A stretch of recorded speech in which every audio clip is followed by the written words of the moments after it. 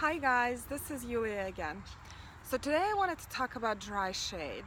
And we all have those spots in our gardens where we have dry shade and we're not quite sure where to grow there or what to do with that. So why do we have dry shade?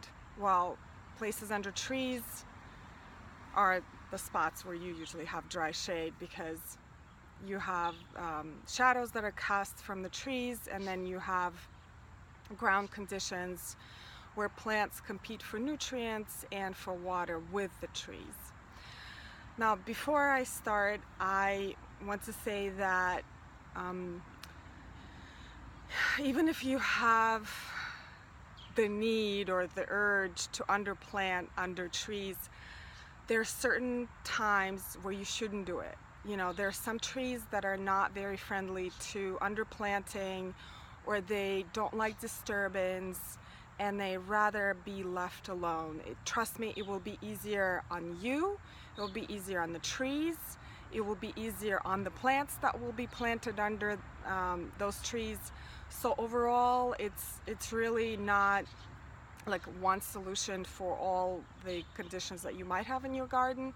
So it depends on the kind of the tree that you have, and you know, where you are and how you know, what kind of plants you want to plant underneath. So just to start, there are certain trees that are just not friendly for underplanting. Like beeches are notoriously difficult. They have surface roots. And beech is a beautiful tree. Like, it's just gorgeous. It's very romantic looking.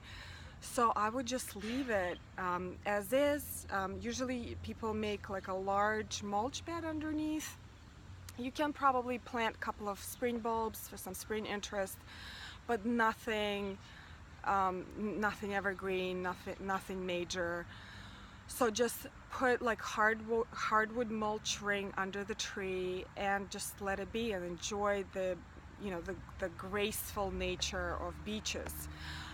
River birches are other trees that they are just huge competitors with everything that is around them. They have surface roots and they like moisture and they like a lot of nutrients, and they compete with underplantings for those things constantly. Sugar maples also do not like to be underplanted. It's a very sensitive tree, and that's why they don't use them as street trees a lot, because they don't like tight spaces. They need a little bit more space. Those are all gorgeous. So just, you know, put the mulch ring underneath, and sometimes like even the grass will not grow under those trees. So just, you know, mulch them and take care of them. Now in my garden I do have a lot of trees that I underplant. So actually, if you go to a woods or forest, you will experience sort of a three-dimensional landscape. You have your large shade trees, which are like oaks or maples, hickories, and then you have your medium story trees like redbuds or dogwoods, and then you have your herbaceous perennials like asters, and then you'll have grasses or like caryxes. So that creates a very rich environment. It's aesthetically pleasing and it's great for wildlife. So I think we can do the same with the garden. You know, we can be inspired by nature and bring that inspiration home and create that three-dimensional landscape.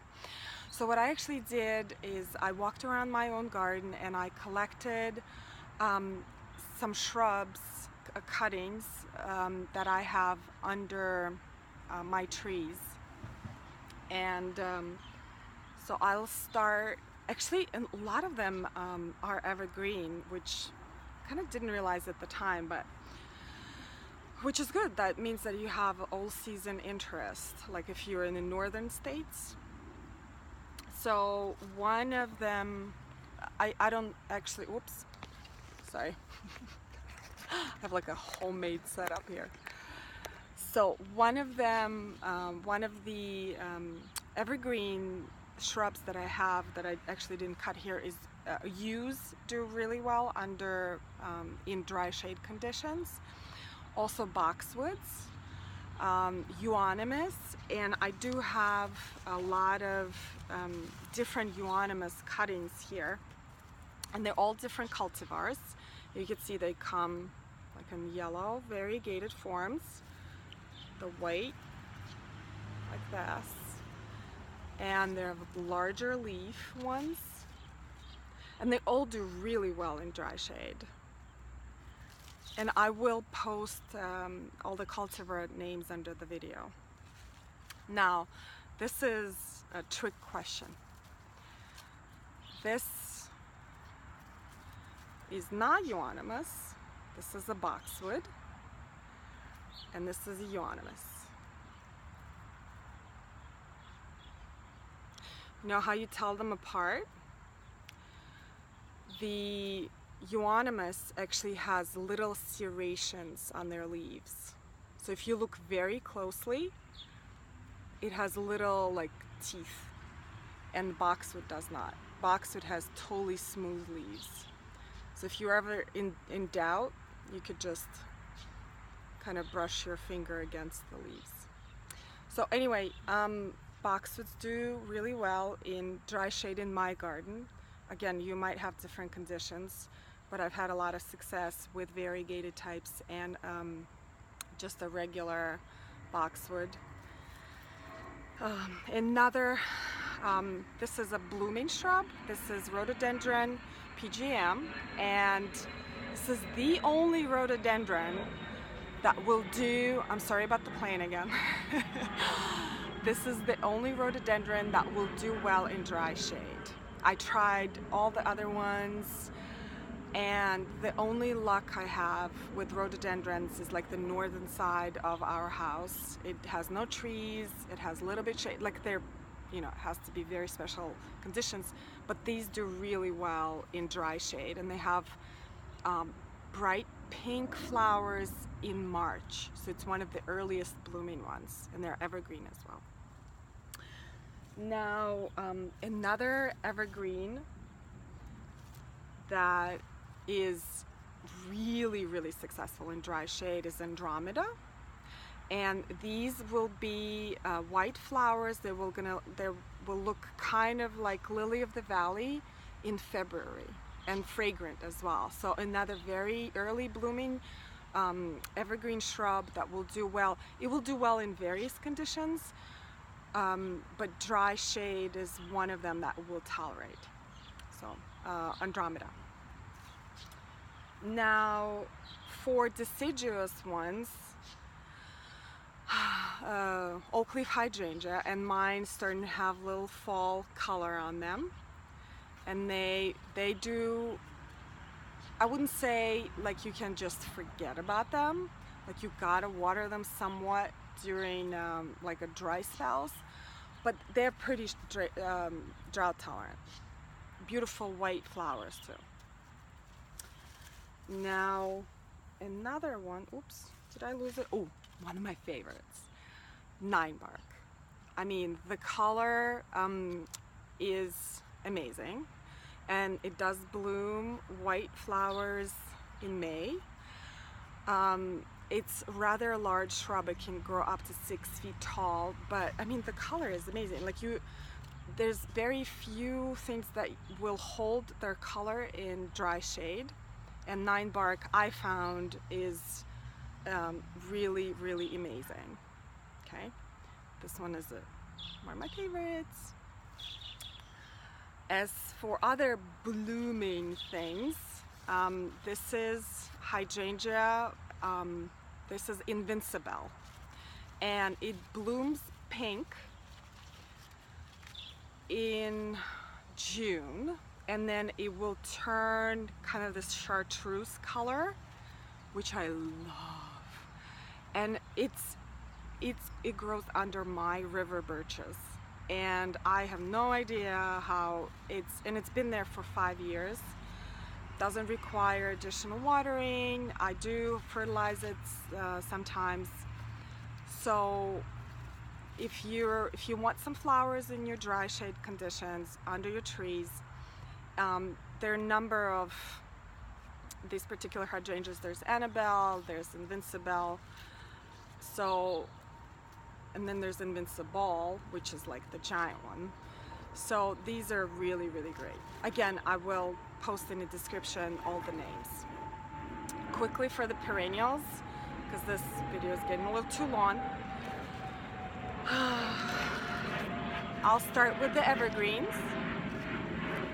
And Hellebora or Christmas rose, they do really well in the shade. These are leaves, but you know, they bloom beautiful flowers in, like, it could start as early as January in my zone. Very drought tolerant, really pretty, so they don't require a lot of care as well. So Hellebora right here. Solomon seal is another one of my favorites, and they do bloom in May. They have, you can see just like the little stalks here, but they have little white flowers underneath in May. But this is a variegated type, Solomon seal. And of course, eucharas are one of my favorites. The caramel, the lime, and I forgot this is marble something. It looks like a marble leaf. Just very, very pretty. It does well in dry shade. It might need a little extra water or fertilizer, like the previous shrubs and perennials that I showed you just now. They're really, just plant them and maybe prune them sometimes, but pretty much very low maintenance. And the last one that I have in my garden right now is woodland asters right here, and this is Aster divaricata, and I love these dark, I don't know if you can see that, dark stems, and the flowers are really pretty. So these you can actually see in the wild blooming a lot, but they're just adorable. I think they're very, very pretty. Very drought tolerant, and they spread not super aggressively either. If you're a little bit worried about them, you can just cut the seeds once it's done blooming. Alright, so I think this is it for dry shade, and if you guys have any questions or advice, or if you've had experiences with dry shade that are better than mine, post comments. I would love to hear from you. And until next time, Yulia signing off. Bye.